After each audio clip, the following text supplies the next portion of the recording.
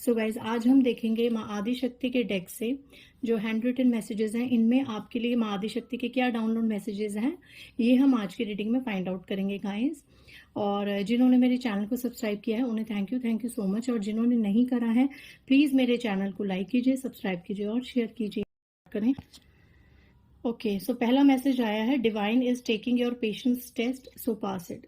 यहाँ पे ऐसा लग रहा है कि कुछ लोग बहुत ज़्यादा धैर्य खो रहे हैं।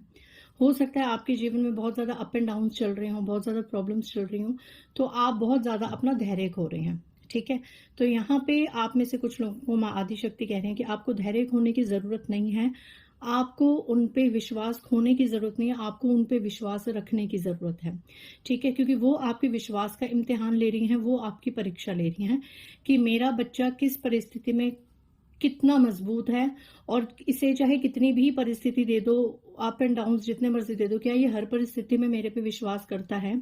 क्या इसने सच में ही सारी बागडोर मेरे पे छोड़ रखी है, या ये भटका हुआ है अभी भी? तो इस तरीके के माता रानी आपके टेस्ट ले रही हैं, या जिस भी डिवाइन शक्ति से आप जुड़े हैं वो आपका परीक्षा ले रही हैं। तो प्लीज उस परीक्षा में पास होइए, क्योंकि आपके सब्र का इम्तिहान लिया जा रहा है और कुछ नहीं। इस टेस्ट में पास हुए तो उसके बाद माता की ब्लेसिंग्स आप जरूर अट्रैक्ट करेंगे। ओके, नेक्स्ट मैसेज आया है, do not be judgemental quickly, maybe something is hidden.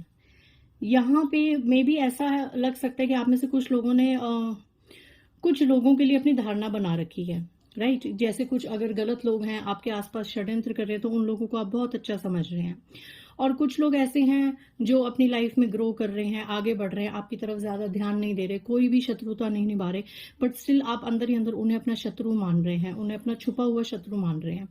तो यहाँ पे आपको कहा जा रहा है कि किसी के भी नेचर से, किसी के भी बर्ताव से आप एकदम जजमेंटल मत होइए जब तक आपको प्योर प्रूफ ना मिले कि सामने वाला बंदा आपके लिए क्या सोचता है, क्या सोचती है। इतनी जल्दी जजमेंटल मत बनिए, क्योंकि यहाँ पे ऐसा लग रहा है कि जो चीजें सच में हैं वो आपको दिखाई नहीं दे रही हैं, आपसे कुछ छुपा हुआ है। यहाँ पे माँ आदिशक्ति कह रही हैं कि आप जिस पर्सन के बारे में जो भी पॉजिटिव या नेगेटिव सोच रहे हो, उस इंसान के बारे में और भी कितनी चीजें हैं जो हिडन है, and you have to explore that things, कि कहीं आप किसी के लिए कुछ ज्यादा नेगेटिव तो नहीं सोच रहे।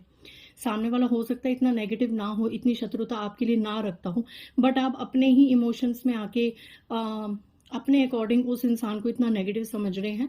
कई बार क्या होता है कि अगर सामने वाला पर्सन हमारे अकॉर्डिंग नहीं चलता, हमारे हिसाब से वो हमें रिस्पेक्ट नहीं करता, हमारे हिसाब से वो हमें पूछ नहीं रहा, या हमारे हिसाब से वो हमें टाइम नहीं दे रहा, ठीक है, तो कई बार हम लोग बहुत ज़्यादा उसको डिफेम करने लग जाते हैं, या ये सोचने लग जाते हैं कि इस इंसान को हमारी परवाह नहीं है। जो भी है वो भी सच हो सकता है। अगर कोई आपको इग्नोर कर रहा है, ज़्यादा आपको प्रायोरिटी नहीं दे रहा, तो may be he is tired of you, she is tired of you, आपसे थक गए होंगे, आपसे रखना नहीं चाहते होंगे, या मे बी वो आपको लाइक नहीं करते होंगे। बट इसका एक दूसरा एस्पेक्ट भी है, एक दूसरा पहलू भी है। तो माता रानी कह रही है उस पहलू को भी पहचानिए कि कई बार आप जिनको पॉजिटिव समझ रहे हैं वो बहुत पॉजिटिव नहीं होते, और कई बार आप जिनको बहुत ज़्यादा नेगेटिव समझते हैं वो बहुत ज़्यादा नेगेटिव नहीं होते। तो कुछ आपसे कुछ छुपा हुआ है उस इंसान के बारे में, तो इसलिए आप एकदम से किसी की भी बातों में आके, किसी तीसरे की बातों में आके उस पर्सन को एकदम जज मत कीजिए। Don't be judgemental quickly.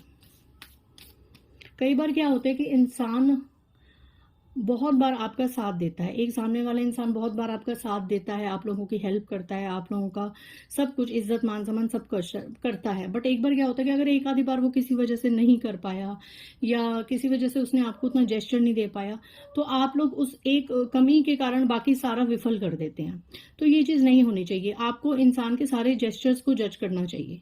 ठीक है, तो किसी के लिए ये मैसेज आया है कि किसी की एक इग्नोरेंस या एक गलती की वजह से आप उसका किया कराया सारा मत भूलिए। Okay, you are surrounded by some jealousy and negativity. आप लोग कुछ लोगों के लिए मैसेज है कि आपके आसपास बहुत ज्यादा जलनखोर और ईर्ष्यालु लोग रहते हैं, तो आपको उनसे सावधान होने की जरूरत है। हो सकता है आपके आसपास काफी नेगेटिविटी है, ये नेगेटिविटी दूसरे सेक्टर में भी हो सकती है, कोई नकारात्मकता आपके घर में रहती होगी, तो आपकी लाइफ में काफी नेगेटिविटी है। मे बी एक घर में भी अगर आप रह रहे हैं तो काफी जेलस और नेगेटिव लोग आपके आसपास हैं, आपके सराउंडेड हैं, तो आपको इन एनर्जीज को क्लेम नहीं करना है। ठीक है,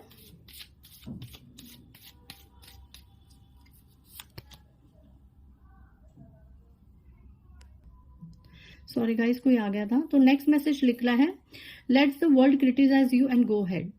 इस दुनिया को आपकी आलोचना करने दो गाइस, ठीक है, और आप आगे बढ़ो। दुनिया का आप जितना लिहाज करेंगे उतना ही आप अपना पीछे रहेंगे और ग्रोथ नहीं कर पाएंगे, क्योंकि आप इस दुनिया में किसी को भी, हर किसी को संतुष्ट नहीं कर पाएंगे, ठीक है। ये दुनिया तो भगवान से भी संतुष्ट नहीं हुई थी, ना श्री राम से, ना कृष्ण से, सीता माता से, ठीक है। तो ये दुनिया आपसे क्या संतुष्ट होगी? अगर आप दुनिया की आलोचना और असंतुष्टि को बार बार सोचते रहेंगे तो आप आगे नहीं बढ़ पाएंगे, ठीक है। सो इस दुनिया को आपकी आलोचना करने दो। वैसे भी दुनिया का काम है कि अगर आप कुछ गलत करेंगे तो आपको 100 बार ताने जरूर देंगे, लेकिन अगर आप कुछ अच्छा करेंगे तो आपको अप्रिशिएट नहीं करेंगे, आपको कभी भी प्रोत्साहन नहीं देंगे।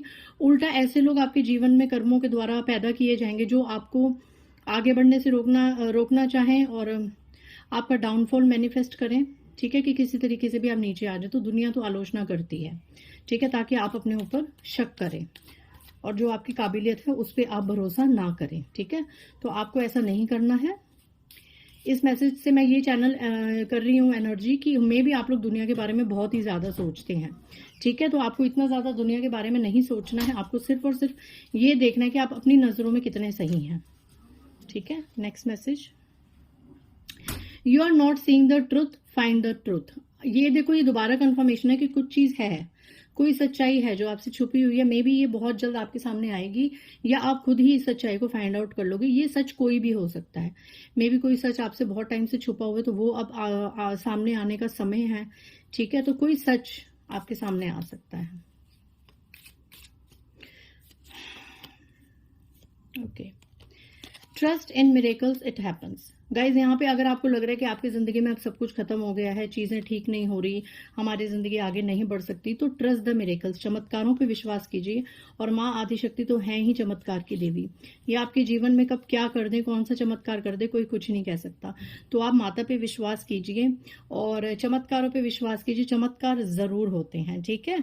बॉटम ऑफ द डेक आया है, stop wasting your time and value it. अपना समय बर्बाद मत कीजिए।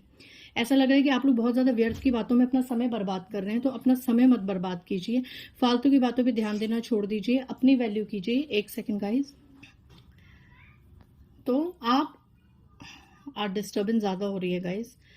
चलिए, तो लास्ट मैसेज मैंने आपको जो बताया था कि stop wasting your time and value it. अपने समय का सदुपयोग कीजिए, अपने समय को बर्बाद मत कीजिए, ठीक है। अपने समय की वैल्यू कीजिए।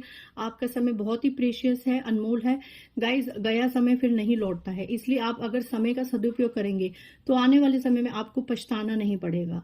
क्योंकि कुछ लोग समय का कदर नहीं करते हैं और टाइम नहीं होता है, जहाँ पे समय सही नहीं होता वहां पे कुछ ऐसी चीजें कर देते हैं। तो आपको टाइम की वैल्यू करेंगे तो समय आपकी कदर करेगा। इसीलिए value your time and stop wasting your time on other things, like कि किसी की कुछ भी फालतू बातें, कौन क्या कर रहा है क्या नहीं कर रहा है, इसमें अपना टाइम वेस्ट मत कीजिए, ठीक है। अपने आप की वैल्यू कीजिए, अपने समय की वैल्यू कीजिए। लोग अपने आप आपकी कदर करेंगे, और नहीं भी कर रहे तो आप इतना डेस्परेट मत होइए। लोगों की आलोचना को एक्सेप्ट कीजिए। जो लोगों की आलोचना को एक्सेप्ट करके आगे बढ़ता है वो एक दिन अपना मुकाम जरूर हासिल करता है। तो मिलते हैं किसी और टॉपिक पे नेक्स्ट रीडिंग में। आज आदिशक्ति माँ के संदेश बहुत मोटिवेटिंग थे। सो बाय गाइस, जय माता दी।